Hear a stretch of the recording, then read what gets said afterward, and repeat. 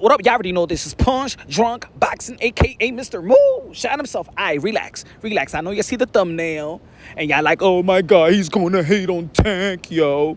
Chill, relax, relax. I got two questions though. Two questions.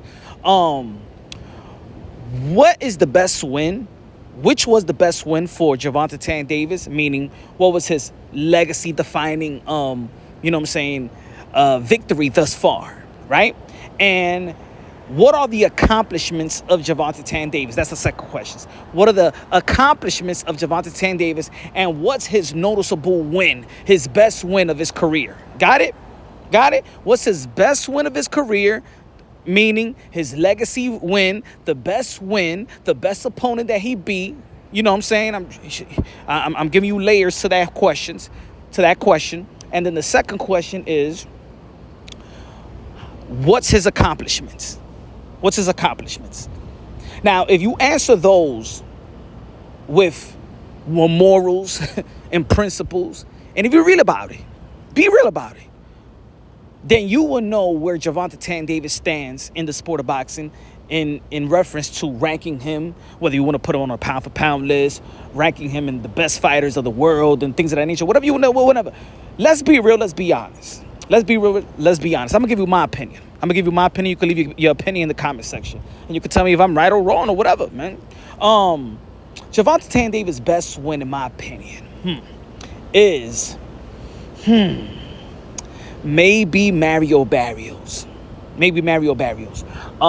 His accomplishments, I'm going to leave you to it, because I don't want you to say that I'm hating. I don't want you to tell me that I'm hating. I want you to tell me in the comment section what are the best accomplishments for Gervonta Davis, because to be honest, I see that many are putting Gervonta Davis above guys that actually earned something. I see people putting Gervonta Davis above Teofimo, who's a two-time lineal champion, who beat Vasily Lomachenko when he was regarded pound for pound, 1, 2, 3, you can flip it around. That knocked out a respectable champion, Richard Comey, knocked him out in the second round, and went up in weight, like Gervonta Davis went up in weight. But when Teo went up in weight, he fought the best at 140-pound division, who was the undisputed and reigning lineal champion of the world, Josh Taylor, right? So... And then you got Shakur Stevenson. Shakur Stevenson, a 3-division world champion by the age of 25, 26 years old. Beat Oscar Valdez when Oscar Valdez beat Miguel Berchelt, remember? Beat Conceicao as well. I know it's controversial, but at the end of the day, Shakur Stevenson even beat Conceicao, right? So he was a unified champion in the super featherweight division, right? And a lot of people did rank Oscar Valdez after he beat Miguel Berchelt. There was people like Andre Ward that also put him in the pound-for-pound list, whether it was 10, whether it was 9, right? Incredible panelist pound-for-pound list. I know it's opinionated, but certain pound-for-pound lists got to be has more valid than others, because most of the panelists got the power of the pen to put these fighters into the Hall of Fame. Now, you got Devin Haney. Devin Haney is a 2-division world champion, undisputed in the lightweight division, beating Vasily Lomachenko, beating George Kambosos, Linares, Jojo Diaz, and then he went up to the 140-pound division and beat Regis Prograis, which around the time probably was the second best 140-pounder in the division. All these guys they rate him below or under Gervonta Davis now. Now, look, you know what I've noticed also? Is that people are giving credit to Gervonta Davis for doing something that other people done. So, for example, when we talking about, what you think about Gervonta Davis and Teofimo, and a Tank fan would tell me, well, Teo doesn't sell. You know what I'm saying? Gervonta Davis put butts in the seats. Look, I ain't no damn accountant, and I ain't no damn financial advisor to Gervonta Davis. I'm a fan of the sport of boxing. And I'm a fan of the skills and talent of Gervonta Davis, but I'm just breaking it down unbiasedly, logically, and objectively, and we're just keeping it real right here, right? Oh, and then y'all would say, but George Kambosos beat Teo. What? So you already know what Tank would do to Teo. No. Kambosos won a split decision win versus Teo, not Tank Davis. You don't give credit to Tank because Kambosos beat Teo. You don't give credit to Tank because, well, you don't like the style that Shakur Stevenson fights, that he's boring. That doesn't tell me, oh, you give him, oh, Gervonta Davis got to be better than Shakur Stevenson because he's boring. That's not that.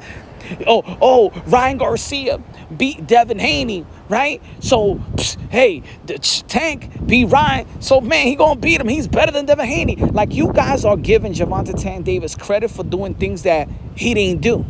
So, because other people done the work, right? So, other people done the work. You put Gervonta Davis because the illusion and the perception is if these guys could lose to this person here, then Gervonta Davis will beat him. So you know what? Gervonta Davis is better. Nah. These guys earn their stripes, their belts, their accomplishments. And like I said yesterday, if you want to talk about Shakur Stevenson, boring. Let me tell you like this. The legacy of Gervonta Davis is just as boring as Shakur Stevenson's fights. See, Gervonta Davis falls behind all these guys, in terms of legacy. See, but I'm a boxing fan. I don't know what most of you are, but I know I'm a boxing fan, and we're trying to keep the morals of the sport alive. Now, I understand that belts are getting watered down because of the sanctioning bodies and their collaboration with promotional companies and networks and things of that nature, right? Those are the conspiracy of why people get certain opportunities and blah, blah, blah, blah, right? But Gervonta Davis, isn't he the cash cow? Isn't he the guy that runs everything of this young generation? I'm not talking about Canelo Alvarez. I'm talking about this young generation. So Gervonta Davis could actually get any fight that he wants, right? He could get any opponent that he wants because he is the cash cow. So I don't want to hear there's some politics when it comes to the sport when it comes to belts and promotional companies with the belts because, hey, look at the WBA that he's holding. All I'm saying is let's put respect on the sport of boxing because we're not going to crown Gervonta Davis for not doing what? Like Shane Mosley the other day said that Tank Davis is already the pound for pound king. What? This is the reason why Gervonta Davis doesn't feel the need, or his team feel the need to actually dare to be great, because Gervonta Davis is getting already a pass to be great. He's getting a hard pass. He's already on pound for pound list over a lot of people that already earn, right? He's not getting shamed to fight Teo. He's not getting shamed to fight Devin. He's not getting shamed to fight Shakur. Gervonta Davis has the skills and talent to be all of that which you are crowning him right now to be. But he hasn't earned it yet to crown him yet. For me, he still got the Burger King crown.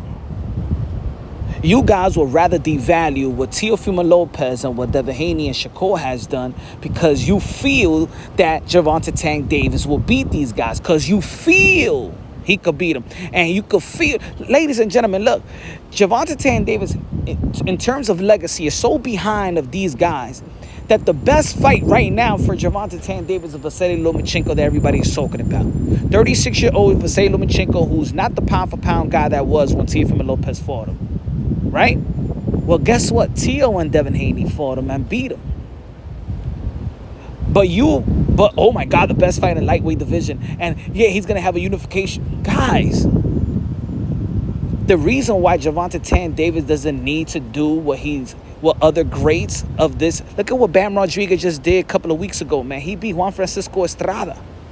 To just get him up to a pound for pound 5, he needed to be a future Hall of Famer. He already be Cuadras. He already be Ron Versailles. He already be Sonny Edwards. That didn't even grant. People still didn't even have him on the pound for pound list yet.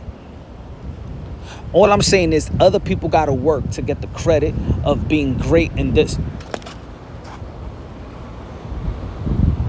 era. So, guys, all I'm saying is let's hold Gervonta Davis accountable and responsible for him to dare to be great because his skills deserve it. His skills deserve it. So this ain't a hate. We want to see him dare to be great. We don't want to hear no more of, well, Gervonta Davis, he's campaigning at 135. And so look, if he got freakish power, just like Manny Pacquiao had freakish power, and that's what gives him the opportunity for him to move up.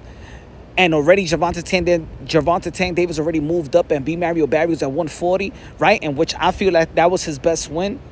You know what I'm saying? I'm not going to say the Ryan Garcia. That's another good win, but the Ryan Garcia and the stipulations and the catchweights and all, but the Mario Barrios, that was a respectable rehydration, right? Because he's moving up.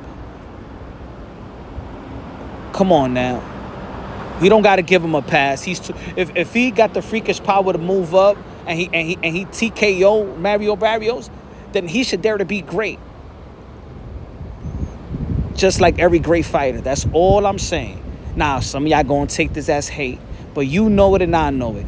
Answer the 2 questions, and you let me know what's Gervonta Davis' legacy. What type of legacy is he standing on right now? Just because other people did something to certain fighters that is linked to Gervonta Davis, that doesn't mean that Gervonta Davis did the work. Think about it. His best win will probably be Vasily Lomachenko if he gets Vasily Lomachenko right now. After Vasily Lomachenko had a great performance. Guess what? Teo did that 4 years ago. You're going to make other fighters, I'm talking about the fans, you're going to make all the other fighters say F you to legacy. And how a lot of you guys was mad that Shakur was fighting Artem. A lot of you guys was mad that Teofimo Lopez was fighting Steve Claggett. Why y'all mad? I mean, they already was fighting the best fighters in their division.